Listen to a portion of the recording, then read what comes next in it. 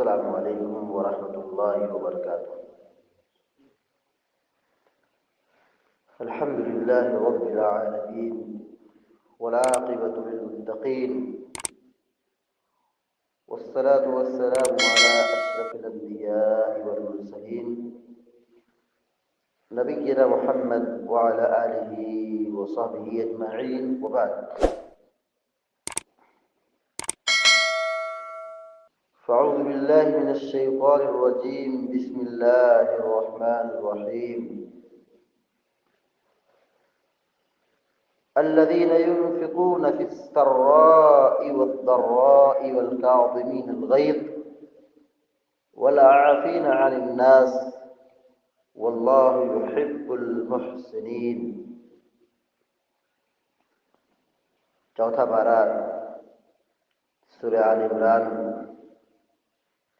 آیت نمبر 134 ابھی آپ کے سامنے پڑھی گئی ہے، جس میں اللہ رب العالمین نے اپنے نیک بندوں، متقی اور پرہیزگار اور مومنین کا ذکر فرمایا ہے۔ مومن کون ہے، متقی و پرہیزگار کون ہے، اس کی پہچان کیا ہے، کیسے اس کو پہچانیں گے؟ اللہ رب العالمین نے جنت کے سلسلے میں کہا کہ جنت متقیوں کے لیے تیار کی گئی ہے، جنت متقیوں کے لیے بنائی گئی ہے، پرہیزگار لوگوں کے لیے تیار کی گئی ہے۔ اعدت للمتقین، اللہ تعالیٰ کہہ رہا ہے جنت متقیوں کے لیے بنائی گئی ہے، تیار کی گئی ہے۔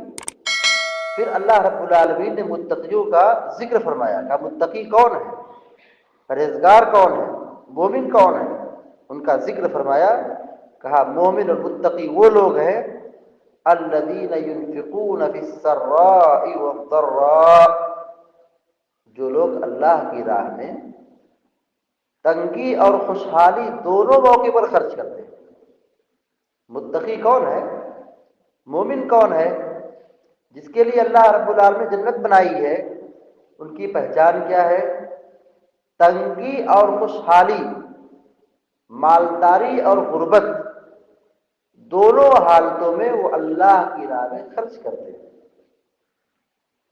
ابھی کچھ لوگ یہ کہہ رہے تھے کہ ابھی مسلمانوں کی معاشی حالت بہت کمزور ہے، بازار بالکل ڈاؤن ہے، مالی اعتبار سے مسلمان اس وقت لوگ اس وقت بہت پریشان ہیں۔ ایسے وقت میں چندہ کرنا، مسجد بنانا، مسجد کے لیے ڈونیشن دینا بالکل مناسب نہیں ہے، یعنی نہیں، چندہ نہیں کرنا چاہیے۔ ایسے وقت میں جہاں مسلمانوں کی معاشی کمزوری ہو، مارکیٹ ڈاؤن ہو، تجارت ٹھپ پڑی ہو، ایسے تنگی کے دور میں چندہ نہیں کرنا چاہیے۔ کچھ لوگ یہ سمجھتے ہیں، لیکن کیا ان کی بات ہی درست ہے؟ جو لوگ ایسا کہتے ہیں، کہیں نہ کہیں ان کے دل میں نفاق چھپا ہوا ہے۔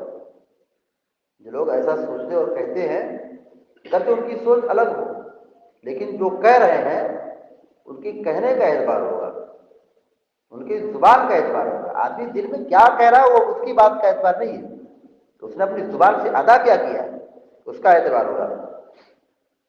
دیکھیے نبی کریم صلی اللہ علیہ وسلم جب مدینہ تشریف لائے، مسلمانوں کی ایسی تنگی تھی، ایسی پریشانی تھی کہ شاید کی زندگی میں ایسے کبھی مسلمان دیکھ سکتے نہیں ہوں۔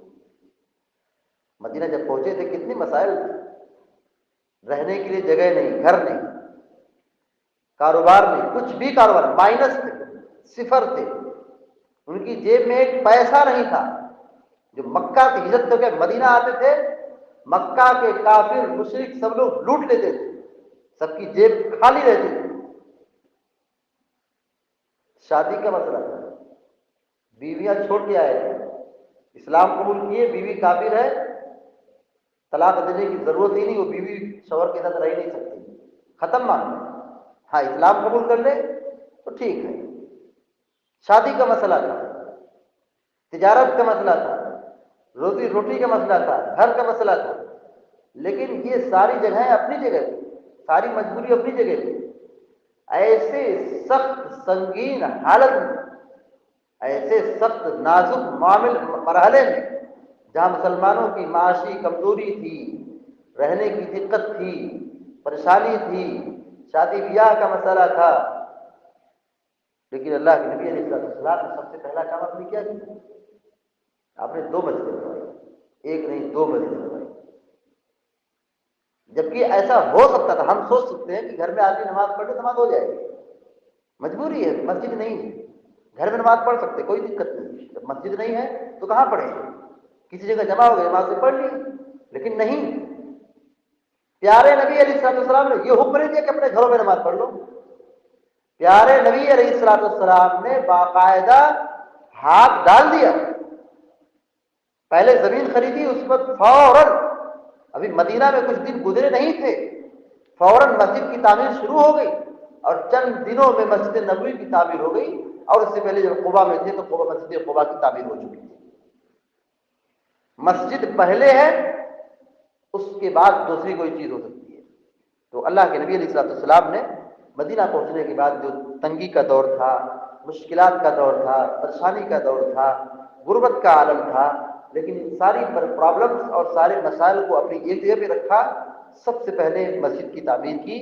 لہذا یہ کہنا کہ یہ وقت مناسب نہیں ہے، اس وقت چندہ نہیں کرنا چاہیے، مسجد کے لیے پیسہ نہیں مانگنا چاہیے، غربت کا دور ہے، پریشانی کا عالم ہے، یہ انتہائی خطرناک بات ہے۔ مومن کی تو یہی پہچان ہے، تنگی کی حالت ہو، پریشانی کی حالت میں ہو، جو بھی ہو سکتا ہے وہ اللہ کی راہ میں خرچ کرتا ہے۔ کوئی یہ نہیں کہتا کہ تنگی کی حالت میں پورا مال خرچ کر دو، نہیں، یہ غلط ہے۔ جتنا بھی آدمی ہو سکے، جتنا بھی اس کی استطاعت ہو، جتنی بھی اس کی قوت ہو، پیسہ کی شکل میں، روپیہ کی شکل میں، 10 روپیہ، 5 روپیہ، 1 روپیہ، 2 روپیہ، جس کو اللہ نے جو بھی دیا ہے یہ خرچ کرنا چاہیے۔ یہ قطعاً نہیں کہنا چاہیے کہ اس وقت چندہ نہیں کرنا چاہیے یا مناسب نہیں ہے، یہ سب اچھی باتیں نہیں ہیں۔ اللہ رب العالمین سے دعا کرتے ہیں اللہ تبارک و تعالیٰ ہم کو، آپ کو، سارے مسلمانوں کو کہنے اور سننے سے زیادہ عمل کرنے کی توفیق عطا فرمائے، اور دنیا میں جب تک زندہ رکھے، ایمان اور توحید پر قائم رکھے، اور جو ہمارا خاتمہ ہو تو ایمان پر ہو، آمین یا رب العالمین۔ وصلی اللہ علی نبینا محمد وعلی آلہ وصحبہ اجمعین۔ السلام علیکم ورحمۃ اللہ وبرکاتہ۔